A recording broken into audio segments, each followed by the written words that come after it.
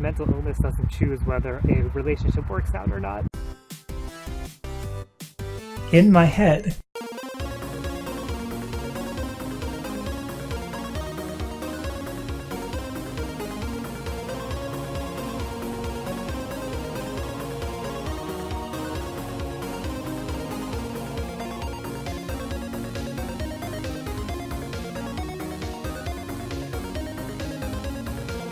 Welcome back. I'm here again at night again because my sleep schedule's all messed up, and this is just kind of what I do. I come out here at night. I don't know too many other people who vlog at night, so then again, I don't know too many people who vlog. I'm kind of like just getting into this YouTube world and learning what it's like, but I enjoy it. I just was having a conversation with another YouTuber last night about how it's kind of fun to dive in and start to talk to people who are from totally different parts of life, different areas in life, and just learn. I've always enjoyed that, but YouTube is kind of a new way to get a more intricate experience of learning about other people without actually knowing them. I don't know. I think it's kind of cool. So I hope you enjoy it the same way that I'm enjoying learning about other people. Okay, so let's see.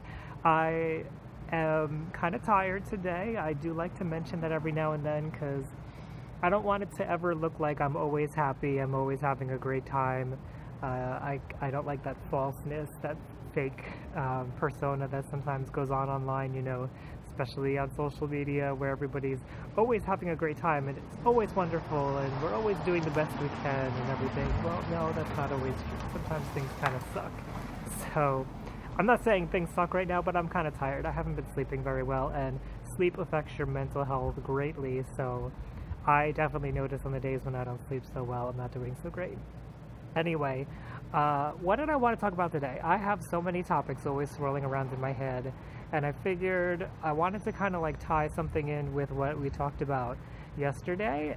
So we talked yesterday about what ruins relationships, and I wanted to talk about mental health and relationships, specifically mental illness, and what it's like to have a relationship with somebody who has a mental illness, or to be somebody who has a mental illness in relation with somebody else. And just kind of like explore that a little bit. I'm not really going off of any hard science or anything here.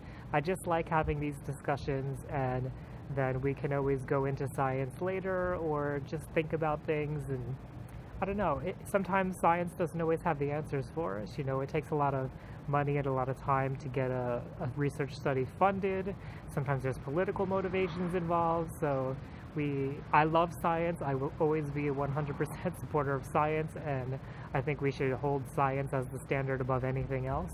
But in the interest of the mysteries of life and the questions that we have around mental illness, we have to ask those questions before we even discover what should be studied. So that's what we're doing here a little bit. We're asking some of the questions. So as I walk, let's find out what those questions are.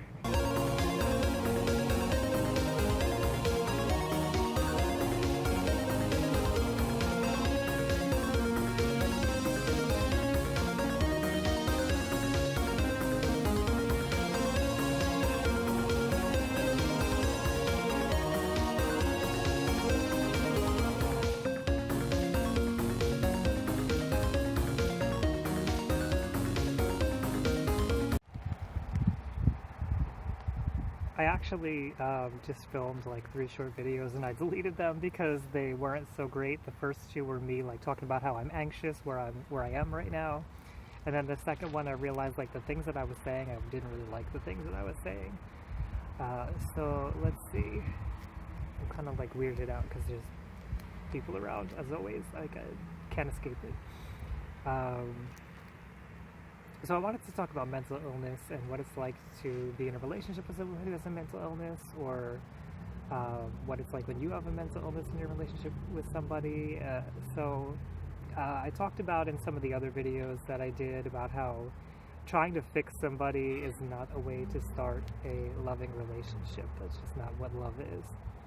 So right off the bat, like, just be aware of that. If you're enticed by trying to fix somebody, or if you get like this addictive kind of feeling, like this excitement that you're going to be the one to change somebody else, you're going to be the magical person who fixes everything, or if you feel like you have to take care of somebody, like they're your child, or like you're trying to get love from a wounded bird kind of a thing. None of that is a healthy way to start a relationship. So just be aware of that. Of course, you can start a relationship that way and you can both grow, and it's possible, but it is generally not the way to start a relationship. So be mindful of that.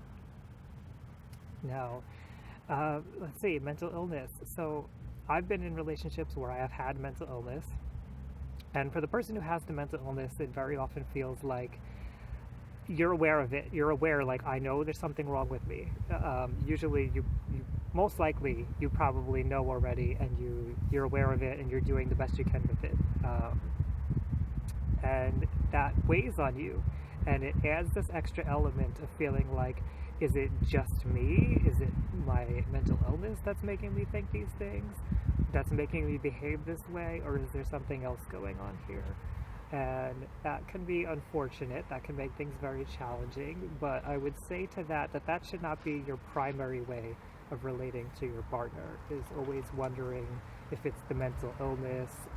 You should be able to talk about those things with your partner, and they should be supportive of that, and you can work through that. Like, you can have a healthy relationship if you have a mental illness, and I will also say you can have a healthy relationship if you and your partner have mental illnesses. Mental illness is not a reason why someone can or cannot have a relationship. Mental illness doesn't choose whether a relationship works out or not. We have our own choices in how we handle our individual experiences in life. So when you have the mental illness, if you're aware of it and you care that you have a mental illness and you care about your partner, you're very often feeling guilty about things, and again, that should not be your primary way of relating to your partner. Now, on the flip side, if you are somebody who does not have a serious mental illness, now remember, we all have dysfunctional parts to us, so I don't want to feel like anybody gets off scot-free here. We all have things that we could improve upon.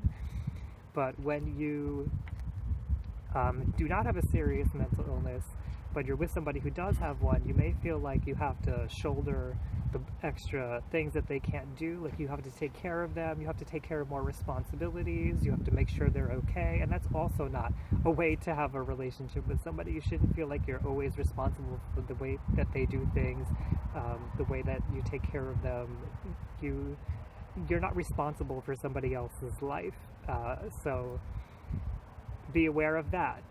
You're not here to cradle and coddle somebody, because that just could enable their mental illness, depending on what the mental illness is, and that's not a healthy way of relating to somebody either. So it's a complicated thing from both sides, and I want to explore it a little bit more, but I'm going to go ahead and walk because I'm just not so comfortable here, and we will explore this issue a little bit more together.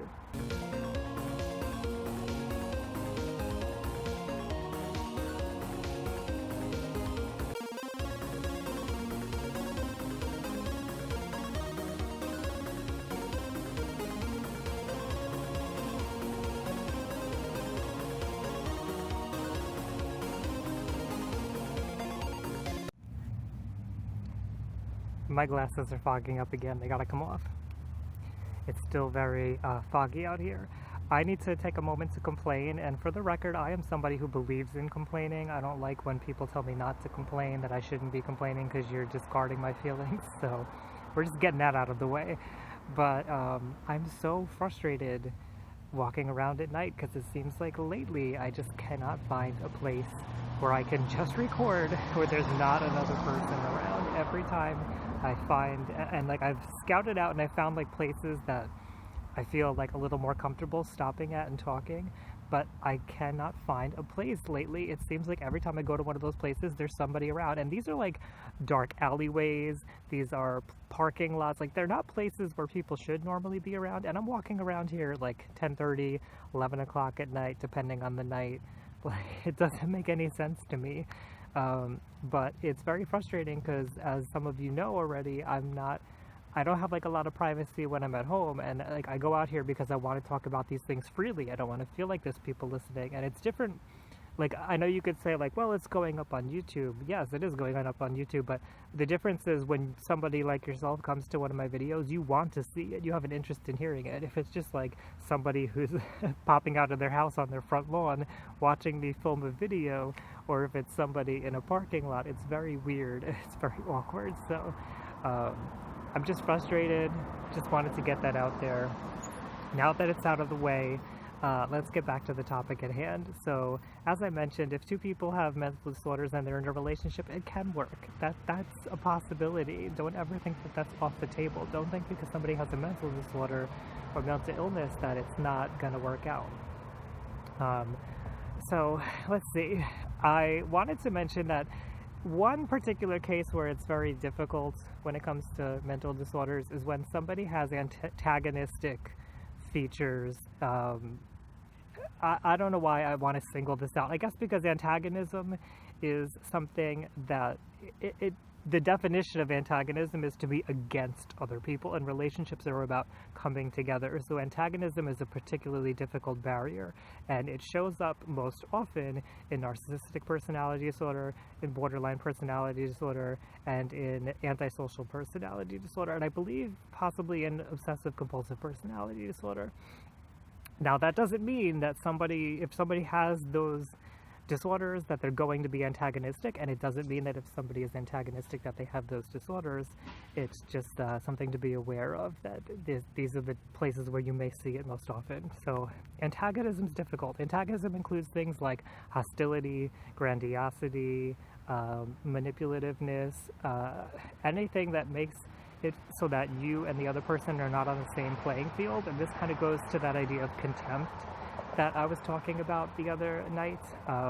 When somebody's looking down on somebody else, it's very hard to have a relationship with them. It will kill a relationship. So be aware of that. But there are particular challenges that happen when we have a mental disorder and we're in a relationship. It's always helpful to have somebody on the outside who can help support you, like a therapist. I have been to couples therapy. I will say that one couples therapist was terrible. I would never recommend going back to her. I thought she was good. I was naive. I didn't really understand that the way that she was coaching us, although it might have been helpful for somebody who had minor problems, was not going to be helpful for us. She didn't really understand the situation. But I did see another couples therapist who, although she was not able to save our relationship, it really wasn't her fault. That was because of the particular characteristics of the person that I was with, who was antagonistic. So there you go. But she did understand what was going on. She talked to us separately. I will mention, I do particularly myself like when a therapist is willing to talk to each of you separately, because when you're in the room together, there's a lot of things that could be interplaying there where neither one of you wants to speak up about things. So I find that that's helpful, although I do also think that whenever you're with a therapist who's a couples therapist, you should also have in the room together time. So it's a very interesting experience. Maybe I'll talk about that another time. Couples therapy is very challenging for everybody. It's even challenging for the therapist, I think, although I haven't been on that side of the couch, so I wouldn't know. But it seemed, just from my experience, it seemed like it's just difficult for everybody involved. However, I do think having a therapist involved is going to be helpful. It's just always helpful to have outside support. You know, having supportive friends is always helpful. So if you're in a relationship and you find you're having difficulty, you know, double check to make sure you have good friends who are able to listen to you and empathize with you and validate you, because there's a chance that the reason you're in a bad relationship is because you picked a bad partner, and you may also have picked bad friends. And I hate to see you in that position, because I have been in that position myself. It is frightening, it is lonely, it is scary. And then if you wind up with a therapist like I had, that first one who really wasn't so great, then you're really alone, and it feels like people are ganging up on you, and you start to lose your sanity. Not a good place to be. So seek out support. You can find support online. You can find support watching YouTube videos and just learning here. So I'm glad you're here. It doesn't have to be me. There's plenty of other people who are speaking about all kinds of different issues who may be able to help you, but be very choosy in who you listen to. You know, there's also people online who are as bad as that therapist that I saw. So I don't know. I'm just throwing out a whole bunch of ideas here.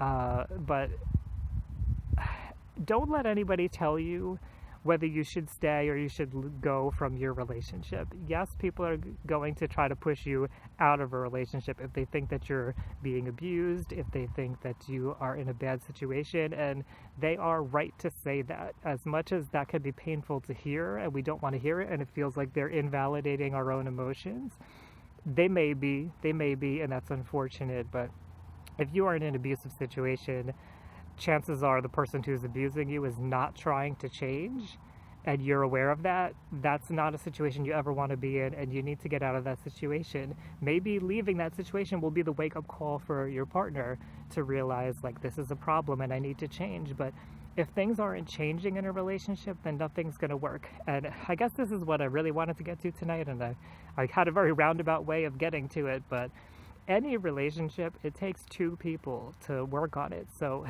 when we come to impasses in our relationship, when we hit those roadblocks, is when two people are not communicating. They're not dealing with the issues. They, for one reason or another, one or both people are avoiding each other and avoiding the issues and avoiding the hard questions and avoiding the hard conversations.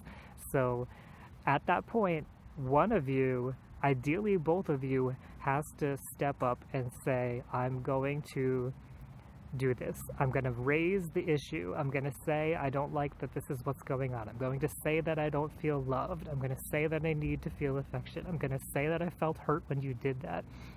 It's scary, but it's necessary. If you don't make that step, you're always going to be where you are, and you're always going to be in pain. So be aware. I'm not saying you have to do it today, but be aware that if you're in a relationship where things are always stuck and it's always frustrating, you're going to stay there unless you do something about it. And that's I know people don't want to hear this. I didn't want to hear it, but that is a choice. You know, in my case, for me, I knew what was going on in this past, I'm really talking about my very recent relationship. I knew that there were problems going on, and for me, as long as we were in therapy and I felt like we were working on it, that was enough. And unfortunately, because I did not understand what a good therapist was and what a bad therapist was, maybe that's what we'll talk about next time around, I wound up much longer in a bad relationship than I should have been. But learn from my mistake, and please be aware that you have to speak your feelings, and you have to speak up. You have to say why you do the things you do. Maybe you know you do things that aren't great. Maybe you withdraw. Maybe you do the silent treatment. Oh gosh, okay, I'm on a rant here. I'm gonna just go on my rant and we'll edit it down. So, bad behaviors, we have things like the silent treatment, right? And I have a video here about the silent treatment, but I want to talk about what the silent treatment is really quickly. Remember, stonewalling, the silent treatment, is the #1 relationship killer. But another way to think about it could just be withdrawing. And a lot of people withdraw in a relationship when they feel hurt, when they feel like they're not being listened to, when they're not being acknowledged. So we have to understand both sides of it. The silent treatment is not always about controlling and manipulating you and hurting you. Sometimes it's because that person feels hurt and they just don't know what to do. They haven't been taught how to regulate their own emotions. So they withdraw, and they do what they've always done. They may not know any better. So of course it's a problem, and it is an abusive behavior because, as I said, it will kill a relationship. But let's just try to get some context on that and realize that for everybody who feels that they're being abused, there's a reason why the person's doing what they're doing. They're not just doing it for the sake of doing it. Very rarely. Yes, there are people who have very specific issues who will harm people for the fun of harming them, but the majority of cases, and I know I'll probably receive some backlash for saying this, but the majority of cases, there is a reason why somebody's doing what they're doing. Now, it's not your responsibility to fix whatever that reason is, so please be aware of that. But if you always see them as some kind of tormentor, I don't know, I just see a lot of people get caught into these dynamics where they see themselves as the victim and the other person's the tormentor, and they get locked into this mindset of trying to prove that the other person is the abuser instead of moving forward and either leaving the relationship or getting into therapy or doing the things they need to do to be happy in life, because ultimately we want to be happy, and we can't be happy unless we take care of our mental health. All right, that was my little rant there, but I just want everybody to understand that you make the choices in your life, you choose the partner you're with. You can have a healthy relationship even if you both have mental illnesses, because as long as you are both working on your mental illnesses and your understanding of each other, you can compromise. You can do some of those behaviors I talked about last night. What were they called? The repair behaviors. You can try to repair things when you argue. There are ways of relating even though you have mental illness that are beneficial to a relationship. So that all out of the way, I'm going to end this video here, and I'm going to ask you, what has your experience been like in a relationship? Have you had a mental illness? Have you been with somebody with a mental illness? Do you both have mental illnesses? What is that like for you? Has it affected the relationship? How does it make you feel? I guess that's really what I want to get at. What does that feel like for you? And I want to hear from people on both sides, because when we don't discuss things from both sides, we can kind of get locked into our own way of thinking about things, and then we don't realize that there's a deeper context to everything. There's a wider view of everything here, and that's what I'm trying to accomplish here with this channel, is to humanize mental health and show you that it's not as narrow as we sometimes see it to be. So leave your comment below and let everybody in the community know what your experience has been, and let's talk about this. Oh, wait a minute. One more thing.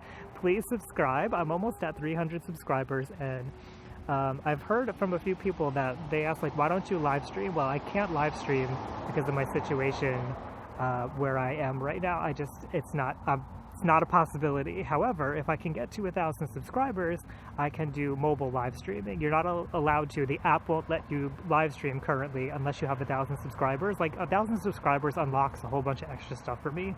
So if we can get there, if you can recommend any of the videos that I do to any friends that you think it'll benefit, if you can help me out here, I greatly appreciate that. So thank you. Thank you if you don't want to do that also. Thank you for just watching, but I did want to mention I'm almost at 300 subscribers and I'm excited. So thank you to those who have already subscribed, and I hope you'll help me to get even further. Leave that comment about what your situation was like with mental illness and relationships, and I will see you around, everyone.